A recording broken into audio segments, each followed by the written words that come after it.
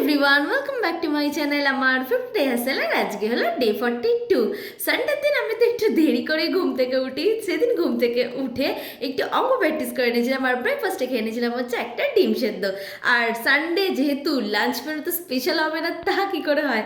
Lunch মেনুতে ছিল সাদা ভাতের সাথে পুঁই শাক আর চিংড়ি দিয়ে একটা তরকারি, আর ছিল tasty tasty chicken curry. Chicken কারিটা দিতে জাস্ট দারুণ লাগছিল। বিকেলবেলা পাশের বাড়ি গেছিলাম একটু গল্প করতে, ওরা একটু কাঁঠাল খেতে দিয়েছিল, তো সেটাই খেয়ে নিয়েছিলাম। তারপর আমার একটা পার্সেল চলে এসেছিলো, আমি কিছু নাইফ অর্ডার করেছিলাম, এইগুলো কিন্তু দারুণ, তোমরা চাইলে অর্ডার করতেই পারো।